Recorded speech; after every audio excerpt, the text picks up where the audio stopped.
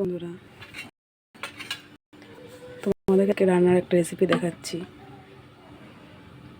রান্না বলবো না, অ্যাকচুয়ালি এটা শাক ভাজা।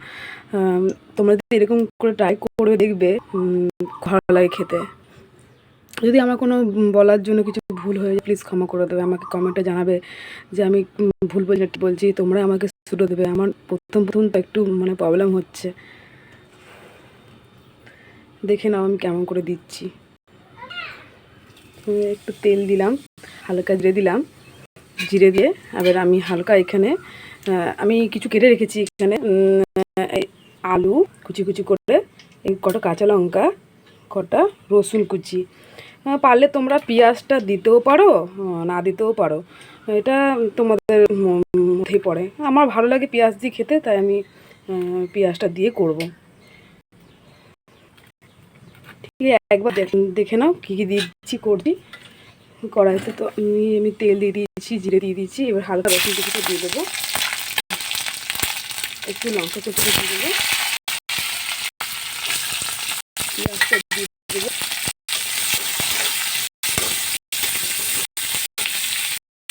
হালকা আলুটা দিয়ে দেবো, হালকা হালকা আটটা কমে দেবো।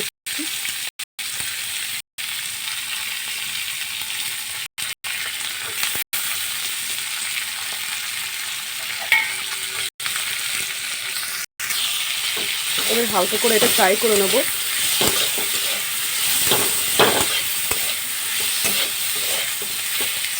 আমি এই শাকটা ভালো করবো, দেখে নেবো। আমি না কিছু কিছু শাকের নাম জানি না, এটা আমি মায়ের বাড়ি গেছিলাম, মা আমাকে দিয়েছে, মা বললো এটাতে এরকম করে ভাজবি, তাই আমি তোমাদের কাছে ট্রাই করলাম। তোমার যদি ভালো লাগে তোমরাও এরকম করে বানিয়ে খেতে পারো।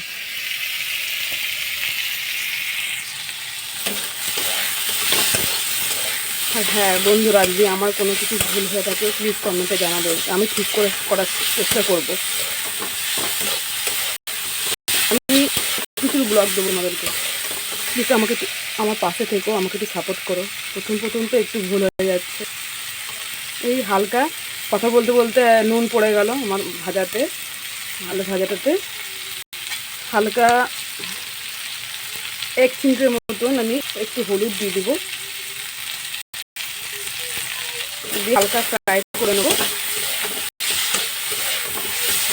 আগের একটু ক্লিপ আমার একটু অসুবিধা হয়ে গেল, আমার বেবি এসেছিলো তো, দিয়ে তখন বলতে পারিনি কথাটা। ভাজাটা হোক, একটু ভাজা, তারপর আমি একটু পরে আসছি।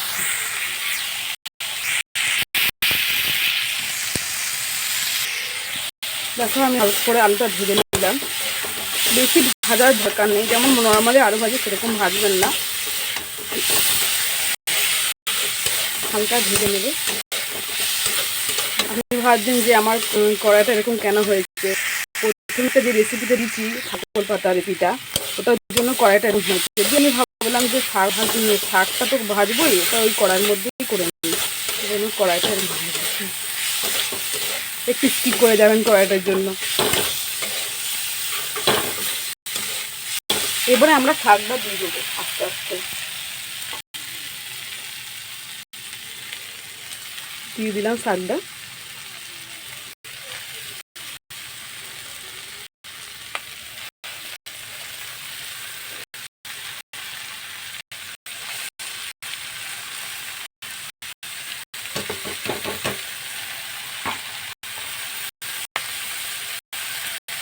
দিয়ে এবারে নুন তো আগেই দিয়ে দিয়েছি, এবার দিয়ে হালকা ঢেকে দেবো। ঢেকে দিলে যখন শাকের মধ্যে কোনো জল দেবেন না, জল দিয়ে আমার সবচেয়ে ভালো লাগে খেতে। দিলাম, দিয়ে হালকা সিম করে দিলাম, দিয়ে পরে আসছি।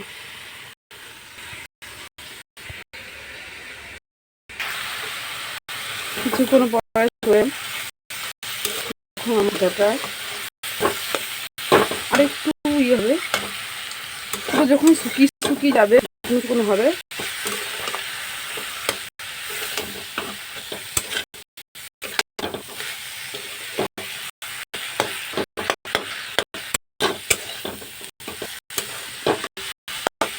হ্যাঁ আরেকটা কথা বলছি আপনাদেরকে, একবার ভাজা নামানোর আগে যখন শুকিয়ে যাবে, আমি দেখাবো আমাদেরকে, যখন একটু শুকিয়ে যাবে একবার খেয়ে দেখবেন নুন হয়েছে কিনা। নুন না হলে একটু নুন থেকে দিয়ে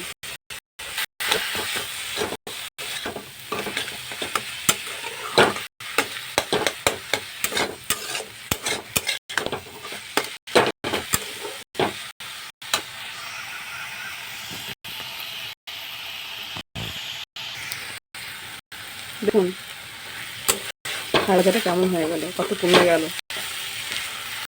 আমি দুবার এসে নাড়িয়েছি, আপনাদেরকে ক্লিক করে দেখতে পারলাম না।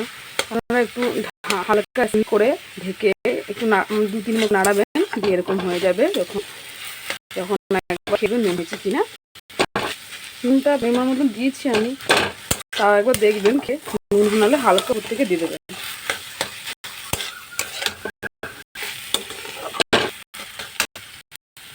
Thanks for watching.